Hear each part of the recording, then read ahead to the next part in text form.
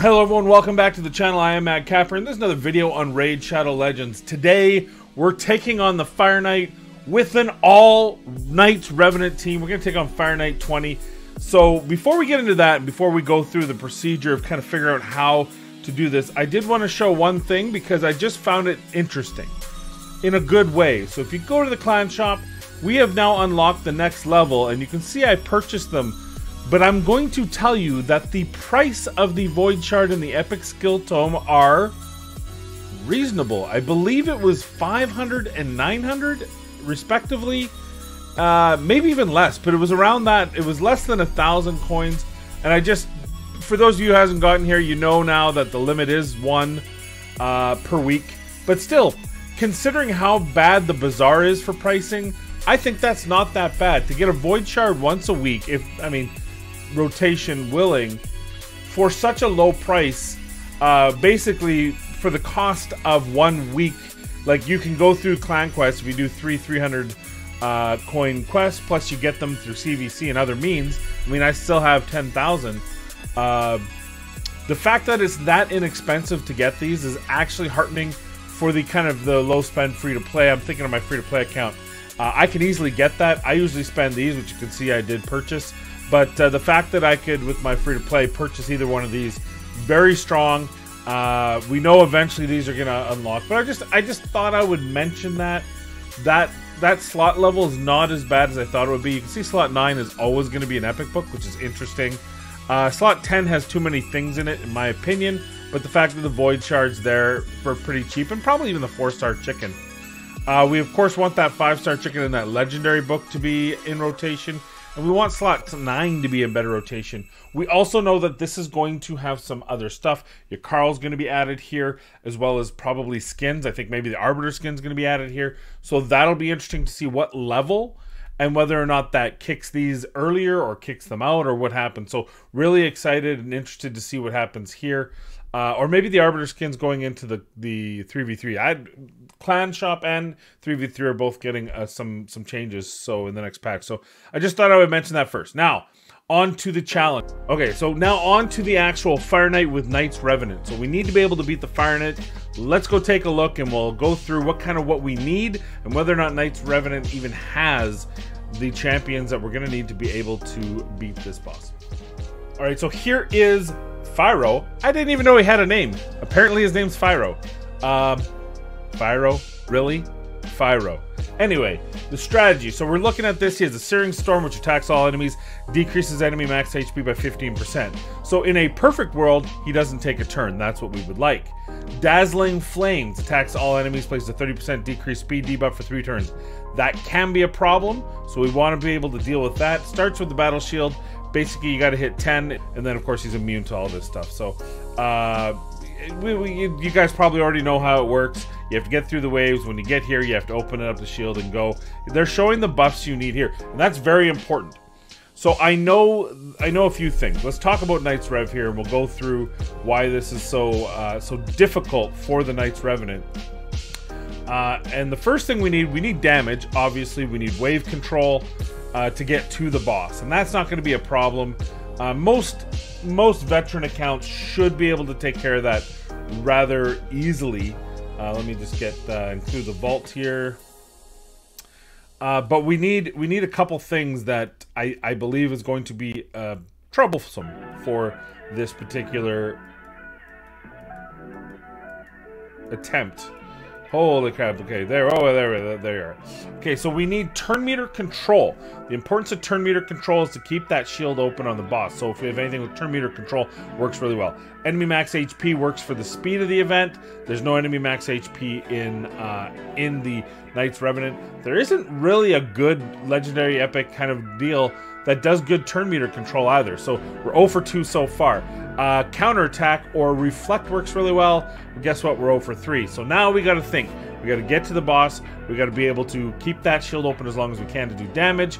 And then we got to mitigate the damage because we know he's going to get a chance to hit us. So we need a decreased attack. We also need a block heals because he does heal himself when he closes the shield just to add more pain to our woes. So, and of course we still need the damage. So when I look at the team here, Bistafist was a thought, and when we look at him, The problem is he's only got a single hit A1, which isn't really great for me.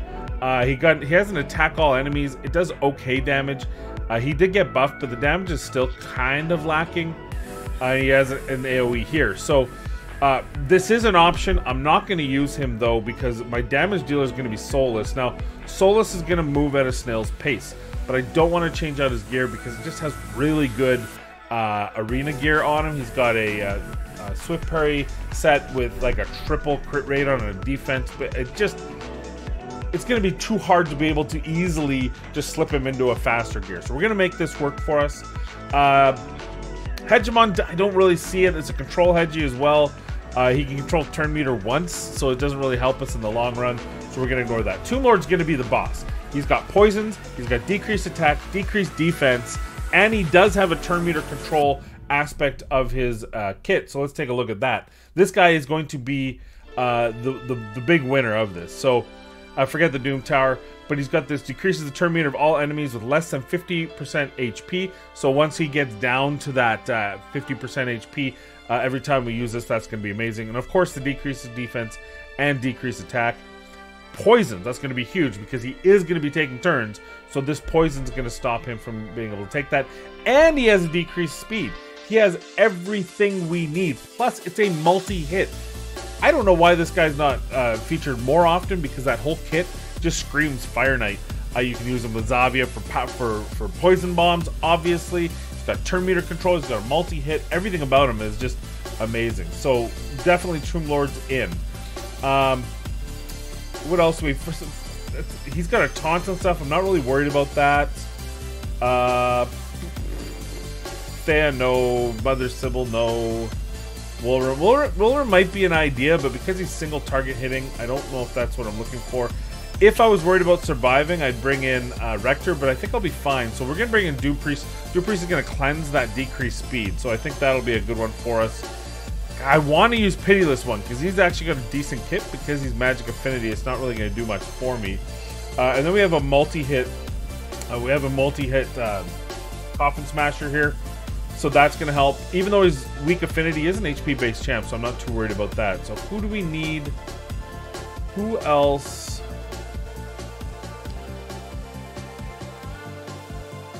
So here's the deal. we need a heal reduction.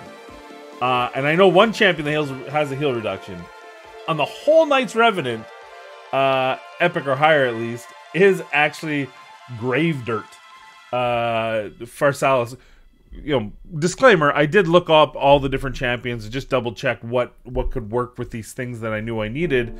And this is the guy, and he's gonna have to be the guy. It's a 3-turn cooldown on the heal reduction.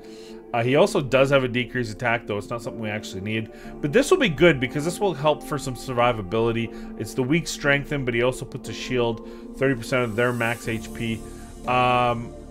I didn't put him huge HP right now. He's built out kind of defensive, but we can always switch that out if we feel we need the extra survivability.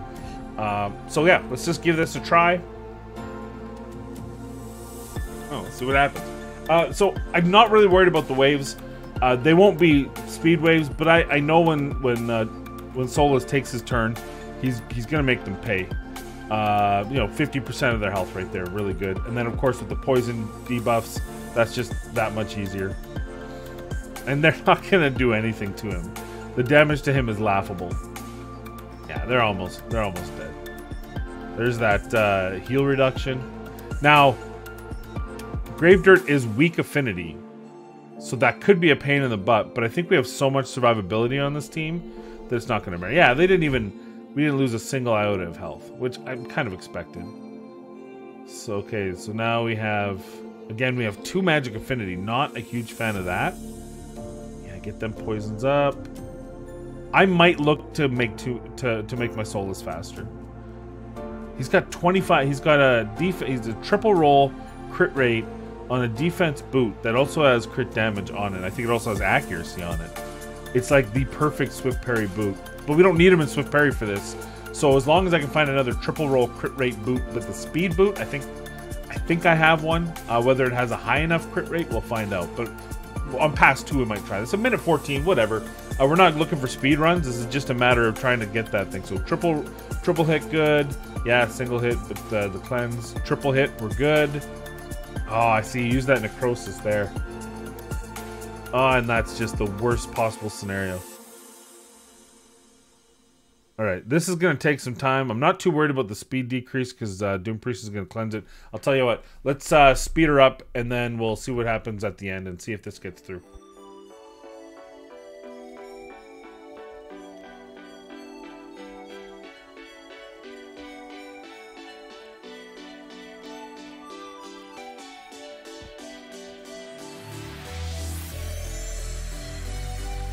Well, we're not setting any records, but we did actually complete a first run. So, takeaways from my first attempt here. The weak hits are a pain. They're not really a problem. Solus hits like a beast. Doom Priest is kind of a passenger here. He did, or she did, cleanse a few times. Is healing, but we were so little in danger, and Pharsalis actually is mitigating some of that damage with his shields. And Tomb Lord, happy accident. Even if he tries to put his poisons up, it's actually a quad hit. So if it's up against the shields, it's not bad. It took about 4.5 minutes, just under 4.5 minutes, to get to 50%. And it took about a little less than 1.5 minutes to kill the boss. Right? Because we're talking a minute 15. And then, so then it was about 5:45 to 6:31. No, I feel like it was about 5:30. So about a minute. About 4 minutes and about 1 minute. Once it got to 50%, because Tomb Lord stole the turn meter or reduced the turn meter, and it was just, then we were just piling the damage on, and then so we were able to get full stack of poisons on there. So Coffin Smasher's doing HP burn, which is nice. It's some damage, but probably not needed because we get that Tomb Lord hit. So we're gonna do some changes here. I've got some ideas. I've gone to Yumi Love. I've looked things up here. So let's edit the team. We'll talk about iteration number 2. Alrighty, we are back. Let's take a look at some of the changes we did. Of course, you're thinking to yourself, well, obviously, Caffrey, you need to use Alkalite. So we're using Alkalite. Why are we using Acolyte? I want to call him Alkalite, like he's an alkaline. He's a battery. Which is kind of, he's a turn meter guy. That's what we're going to use him. So we did a few little changes here. We're gonna try a couple attempts here, I think. Unless this one does really well for us. So first thing I did is I turned off Tomb Fire. Yeah, the HP burn is nice, but it's really not where most of our damage is coming from.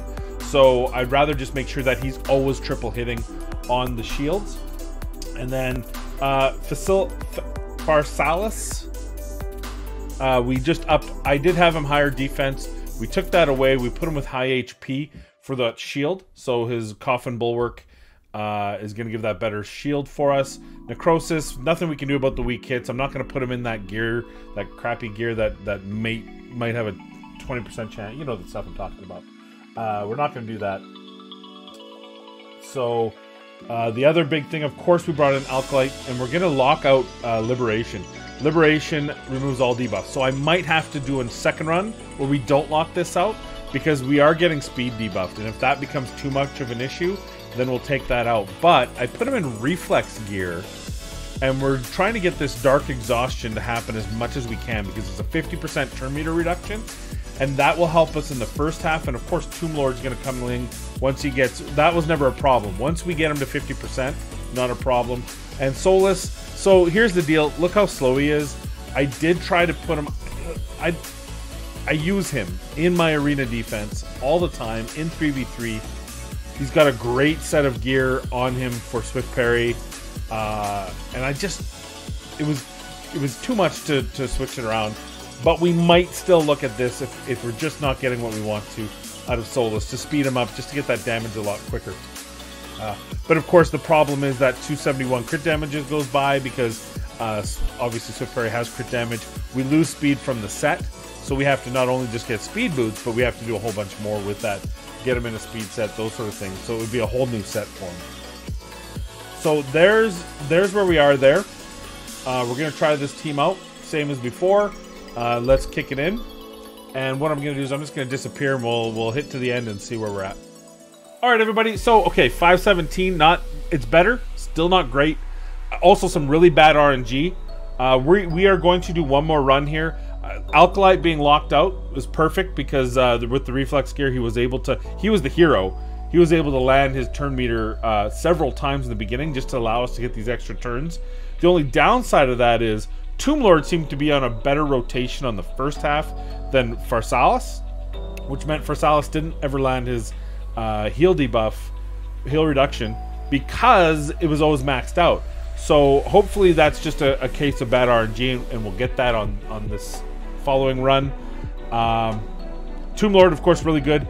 The only problem, Tomb Lord was on a bad rotation, sub 50% HP. He kept throwing his A3 into the shield. So again, some of that hopefully just bad RNG, and we'll see a better rotation on this.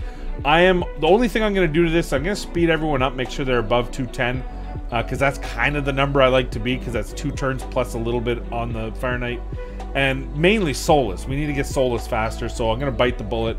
We're going to swap him out of his absolutely lovable gear that I have. He's got some pretty strong gear on him, including reaction gear, but we'll get him into some better gear, and we'll see if we can't get a better time. So I'll be right back, and we'll go for attempt number 3. All right, so here's going to be our final try here.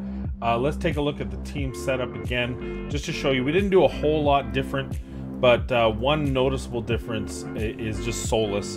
And I think if we get Solus's rotations more, it'll help the overall speed here. So now we have Solus 200 speed. We gave up a ton of crit damage, but he is in Savage gear now, so it does return some of that. But the biggest thing is he's going to be hitting twice, because he was 133 speed before. Now he's 200 speed, so he's on average. Same defense, relatively speaking. I did try to put him in defense boots. I actually have a really good defense Savage boot, but again, we just wanted that speed higher.